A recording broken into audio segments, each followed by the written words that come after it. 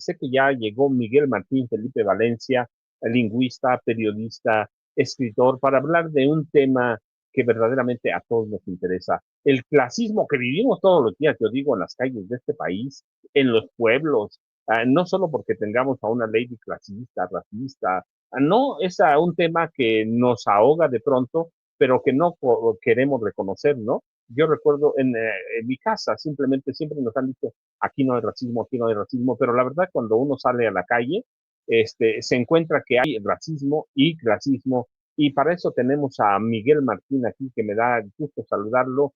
Creo que ya está en el deck, ¿verdad, Ceci? Miguel, ¿cómo estás? Gusto saludarte. Hola Paco, muy buenos días. Igualmente, gusto estar contigo aquí en Sin Censura. No, por favor, platícanos, ¿por qué no nos platicas de esas escenas de la periferia y conceptos de la periferia que viven un clasismo todos los días o muy a menudo, más de lo que parece, ¿no? Sí, gracias Paco. Fíjate que todo esto, aunque pareciera que los chairos queremos llevar todo a nuestro terreno, pero tú bien sabes que no se hubiera visibilizado sin Andrés Manuel López Obrador, que es parte de lo que clama la derecha, que es la famosa división, ¿no? Que dicen que él llegó a dividir a los mexicanos. Pero lo que realmente llegó a hacer, más bien, pues fue a visibilizar todos los flagelos sociales que sobre todo los medios corporativos ocultaban y que efectivamente, como bien tú dices, decían, no, aquí no hay racismo, en México no somos racistas, decían. Incluso yo me llegué a topar dentro de mi familia en un chat que teníamos con un cuñado, que cuando yo me acuerdo que yo denuncié y bueno, puse una alerta de que de que la actriz, una actriz que había salido en el remake de Los Cazafantasmas, una actriz afroamericana, ante las críticas racistas que no tenían nada que ver con su actuación, sino ya con su raigambre, con su etnicidad, tuvo que cerrar su cuenta de Twitter en esos tiempos, era como por el 2015 más o menos. Y esta persona en ese chat me dijo que, o no me dijo, sino soltó al aire, ¿no? Ahí, que quien se quejaba de esas cosas era porque no era feliz. Entonces, fíjate, la colonización mental a la que llegamos, a la que llegó mucha gente, de decir de plano que pues que no existía el racismo, que en México todos éramos iguales, que esa era una cuestión gringa, ¿no? Una cuestión que si a lo mejor que nos la queríamos nosotros comprar, pero que no nos correspondía. Cuando, en efecto, pues existían palabras como indio, existían palabras como paisanito. Todavía escucho a muchos, incluso cuatroteístas, diciendo paisanito, ojo con eso también, que lleva una connotación muy, obviamente racista y que es ancestral, es heredada. Y todo esto tiene que ver, ¿por qué lo visibiliza Andrés Manuel López Obrador? Porque Andrés Manuel, y fue muy amigo suyo, es muy cercano a las ideas de Enrique Dussel. Enrique Dussel, como sabes, el académico que sobre todo tiene estas teorías de la liberación, ¿no? Estas teorías que tiene pues la teoría sobre todo, impacta incluso hasta en la iglesia, en la teología de la liberación. Todo esto de la liberación tiene que ver precisamente con darnos cuenta de que necesitábamos un marco teórico aquí en Mesoamérica, así lo plantean ellos, como pueblo conquistado, que no podíamos nuestras teorías de la izquierda basarlas totalmente en cuestiones europeizantes. Y entonces, sobre todo, retomando un concepto de Antonio Gramsci, lo aplica muy bien aquí en Latinoamérica y habla de la periferia. La periferia que seríamos pues los de abajo, ¿no? No tanto en una cuestión geográfica, no tanto que, por ejemplo, yo en ese caso yo sería periferia por partida doble, porque soy de Nezahualcóyotl, aquí en las orillas de la ciudad. Estoy bueno, ya no es tanto las orillas de la ciudad, ¿no? Antes aquí eran los límites, aquí eran las lejanías, ahora es parte de la propia ciudad, ya la fagocitó en la urbanización masiva. Pero aparte de la periferia geográfica, también somos los que no estamos en el centro, que serían quienes tienen los medios de producción, que serían quienes tienen el poder económico, que serían quienes tienen el poder político. Y Andrés Manuel hace lo que antes se había llamado de una manera un poquito escandalosa, que era un tabú, lo que llamaban la subversión. ¿Qué es la subversión? La subversión es poner arriba lo que estaba abajo, que incluso eso lo maneja un autor muy importante también, que tuvimos la oportunidad de analizar ese libro con Mulay Massa, que sobre esas tesis incluso él escribió su trabajo de titulación para maestría, que sería Porfirio Miranda. Porfirio Miranda tiene un libro muy interesante que les recomiendo mucho que lean y que no es una marihuanada, se llama Marx y la Biblia. Y él habla ahí de que precisamente, pues, el corazón, el núcleo del mensaje tanto de Jesucristo como de Carlos Marx, pues es la justicia social. Y entonces, pues, habla de una subversión. Y es lo que vino a hacer Andrés Manuel López Obrador. Subvirtió todo esto. Nos puso a los de la periferia, a los de afuera, a los que estábamos abajo, nos puso arriba, nos puso con el derecho, con la facultad y con la posibilidad en todo momento, con las redes sociales como vehículo, como catalizador, de visibilizar, de denunciar todo esto. Esto no se denunciaba. Esto nada más a lo mejor salía, si te fijas, Paco, por ejemplo, gente de los medios corporativos, no hubiera sido denunciada en los medios corporativos en uno de estos arranques de clasismo y racismo. Y donde, en efecto, como lo decía nuestro querido Vicente Serrano en días previos, pues estas personas viven en lugares como Nesa. Se van en las combis atiborradas de gente a las 4 de la mañana, medio dormidos todavía, para llegar a tiempo a abrir esos locales en los que tranquilamente la gente que vive en esas localidades llega en chanclas a pedir un latte, ¿no? Y en las noches se tienen que regresar en esas mismas combis atiborradas, pero ya con, a lo mejor ahora, con el peligro de los asaltos, con el peligro de sufrir cualquier accidente incluso, y tienen que llegar hasta acá, lo que llaman las ciudades dormitorio. Somos nosotros la periferia. No habíamos sido para nada visibilizados, no habíamos sido para nada atendidos. Ahora incluso podemos darnos, entre comillas, lujo, algunos de haber podido estudiar, de haber estado en la academia y de poder acudir a estos medios a hablar desde la periferia. Pero todo esto creo que sí se lo debemos más que a los teóricos. Y obviamente me dicen aquí nada más en Nesa, pues no estoy hablando solo de Nesa, obviamente, pues yo no vivo en Chimalhuacán, yo no vivo en Iztapaluca, yo no vivo en San Vicente Chicoloapan. Todos estos lugares somos las ciudades dormitorio y somos los proveedores de mano de obra del centro. Somos los proveedores de mano de obra del centro no nada más geográfico, sino del centro socioeconómico. Proveemos de mano de obra, a veces barata incluso, a Santa Fe, a Las Lomas, donde está las Raqui, a Polanco. Incluso antes yo pues tenía que manejar igual, sí manejar porque en transporte público no hubiera llegado, un Chevy viejito que a veces fallaba mucho, pero que le tenía mucho cariño para darles clases de inglés a los juniors de Las Lomas justo en su escritorio. Tenía que salir a las 5 de la mañana porque si no salía a la hora, pues ya no llegaba. Y yo tenía que, a pesar de que yo sí supiera el idioma, pero pues como yo no tenía esa posición socioeconómica, pues yo tenía que ir a darles justo a su escritorio, a los juniors de las empresas de Las Lomas, pues la clase ahí para que ellos tuvieran ese lujo, ¿no? Ellos se paraban a su hora normal y yo pues tenía que madrugar y así, esa es la triste historia de la periferia, pero creo que estamos en unos tiempos, como diría Bob Dylan, the times they are changing, están cambiando los tiempos, esto se hace visible, se va gestando un clamor popular sin necesidad ya de que alguien tome la voz como líder, sino que mucha gente espontáneamente se manifiesta en redes sociales y también en las calles contra la gentrificación, contra el racismo, contra el clasismo, y salvo tu mejor opinión, Paco, creo que sí hay muchos brotes, pero creo que ya estos brotes no pasan desapercibidos y no quedan sin ser denunciados, y es por todo esto, porque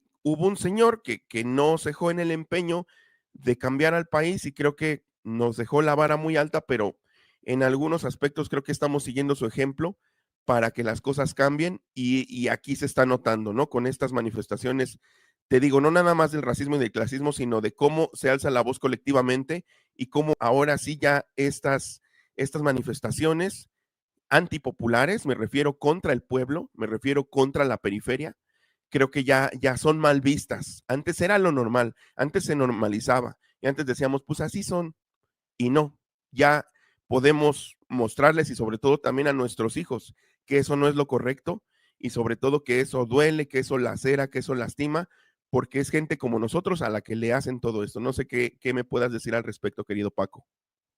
No, fíjese lo que dice Martín, Miguel Martín Felipe Valencia, que hay que decirlo por su nombre completo, la verdad es que tiene razón. Lo que hace López Obrador es visibilizar todos los problemas que teníamos de clasismo, de racismo. Y les voy a decir el primero, por ejemplo, cuando nos referíamos al resto del país, decíamos fuera de la Ciudad de México, del DF, porque era el DF, todo, todo es Toluca o todo es Nesa. Y ese era para mí el clasismo más severo que había. Fuera de aquí no había nada. Luego seguimos teniendo, llamando Marías a mujeres originarias que vienen de donde vengan, de Oaxaca, de Chiapas, de Guerrero, a vender cosas. Lo seguimos viendo de arriba hacia abajo. Yo recuerdo mucho a mi abuela paterna, yo les he platicado, yo soy mi abuela era una mixteco zapoteca 100%, nunca nos dejaron aprender por temor al racismo y al clasismo. Así que no existía antes, no existe ahora, existía desde antes y se notaba en esas connotaciones, no, fuera del DF, todo es provincia, o en el dejo que decíamos provincia, es provinciano, no, es mexicano y es de aquí, es de Chiapas o de Toluca o de donde digan, pero había un dejo de clasismo que se notaba entre la clase pudiente, y cuando hablo pudiente quiero decir funcionarios de gobierno. Allí tenemos a Lorenzo Córdoba Vianello y muchos como él, a la Lady Polanco, fuera del DF, todo era provincia o éramos provincianos. Y lo que hace Andrés Manuel López Obrador, dice bien Miguel Martín, visibiliza todo esto, politiza a la gente y hoy tenemos o externamos todos estos problemas que escondimos por décadas y décadas, Miguel Martín. Sí, así es algo, como bien dices, por décadas, por siglos incluso, Sí. que pues no debemos olvidar que había una sociedad bien compleja de castas, ¿no? Durante la colonia.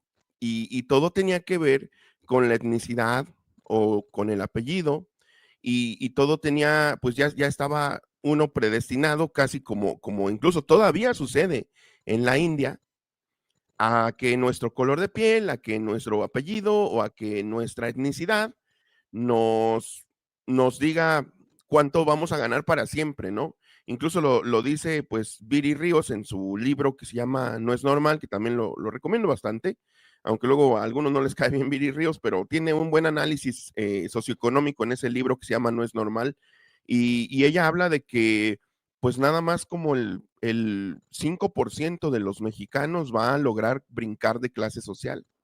El resto estamos condenados, y digo estamos porque pues no puedo aquí hacerle al coach de vida, ¿no? Y decir, no, yo soy ese 5%. No, estamos condenados a que nos vamos a mover siempre dentro de nuestros parámetros económicos, dentro de nuestros parámetros sociales. Y pues como lo dicen algunas otras personas que han hecho análisis de esto, pues es que no nada más se ve el racismo y el clasismo en esos contextos que acabamos de ver, cuando se encuentran dos clases sociales entre un prestador de servicios y una persona que es consumidora y que cree que porque tiene más dinero puede sobajar, sino también pues hay, por ejemplo, en la policía trata mejor a las personas blancas. Es más, por ejemplo, este policía de tránsito que fue vejado por la otra señora, Jimena Pichel, pues la deja ir, no le pone la araña. Y a otros muy probablemente nos lo hubiera puesto. Bueno, es más, yo cuando fui a mi entrevista a la primera entrevista que tuve con Mole Maza en la 4TV, me pusieron la araña ahí en la colonia Juárez, y por más que di el argumento de que había ido a cambiar al Oxxo, no me la quisieron, no me la perdonaron. Sin embargo, esta persona le gritó al policía, lo amedrentó y resultó que hasta ni se la puso, ¿no? Entonces, ahí en esas cuestiones que son sutiles, pero que sí son significativas, podemos ver que incluso pues la propia policía también incurre en ese racismo, porque no nada más los whitexicans, no nada más las personas de cierta etnicidad son racistas, sino también hay racismo desde abajo. Hay ese famoso como te ven, te tratan, ¿no? Desafortunadamente que está muy arraigado. O sea, los propios morenos somos racistas con nosotros mismos. Las propias personas de aquí, de la Ciudad de México, que no somos precisamente blancos y acomodados, cuando llega una persona de rasgos indígenas o de raigambre indígena, pues nos burlamos y decimos incluso peyorativamente que lo que habla es un dialecto, ¿no? No decimos que habla otro idioma, sino decimos que habla un dialecto. Le ponemos una connotación negativa que va encaminada a decir que lo que habla es un código inferior que no llega a ser idioma. Entonces, todas esas cuestiones pues están presentes, pero creo que visibilizarlas, creo que hablar de ellas y no negarlas, pues nos ayuda muchísimo para irlas paliando y posteriormente enterrando para siempre como muchas otras cosas que ya no se hacen en México y que también nos dañaban como sociedad. Déjenme decirles, aunque lo voy a poner el tema, pero va a ser para otra charla. Miguel puso un tema que a mí me gusta mucho. El clasismo se nota en la movilidad social.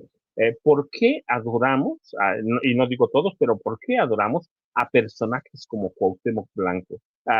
Bravo, nunca ha salido del barrio, claro, ha sido gobernador y podemos ponerle mil peros, podemos buscarle muchas malas conductas, pero ¿por qué lo adoramos?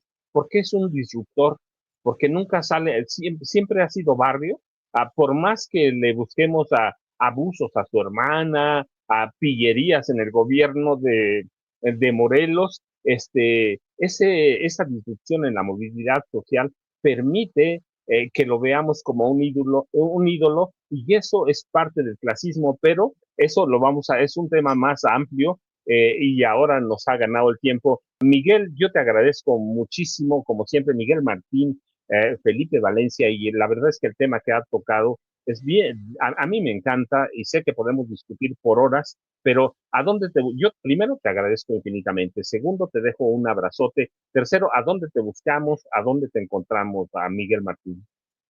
Muchas gracias, Paco. Muchas gracias por el espacio siempre aquí en Sin Censura. A ti, que esta vez logramos coincidir, a Ceci, por supuesto, y a mi querido Vicente Serrano. Gracias a todo el equipo.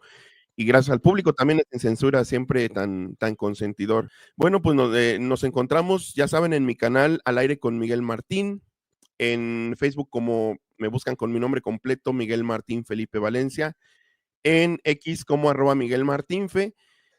Pueden leer mis escritos en Regeneración MX, en las Noticias de Frente, que lo comanda Manuelito Ibarra, y también pueden buscar mi libro, que aquí lo tengo, que se llama Venías o Vienes, Reflexiones de la Gramática Cotidiana, donde hablo pues de estos temas, por cierto, de segregación que tienen que ver con lo indígena, pero también con la colonización mental en la que pensamos que los idiomas europeos que no son el español son superiores o nos hacen mejores personas. Pueden encontrar mi libro si están fuera de México en Amazon, o pueden encontrarlo también conmigo directamente en redes, por ejemplo, si me contactan en Facebook, en X, para que nos pongamos de acuerdo y yo les haga llegar un ejemplar dedicado, un ejemplar firmado. Entonces, pues ahí nos estamos viendo en todas estas redes y agradezco mucho el espacio aquí en Sin Censura, que pues siempre lo diré, pues es mi casa y soy siempre bien recibido. Muchas gracias. A Miguel Martín, ¿venías o vienes? A Miguel Martín Felipe Valencia, ya sabe a Sí, dónde buscarla. Hoy lo estaba mostrando, no se ve bien, un poquito sí, sí. arriba, A ver. ándale, ¿venías o vienes? Venías o Miguel vienes, Martín, reflexiones sobre la gramática cotidiana. Ahí está. muchas gracias, Martín, un abrazote. Miguel Martín se va, yo me quedo con ustedes a despedir esta edición. A nombre de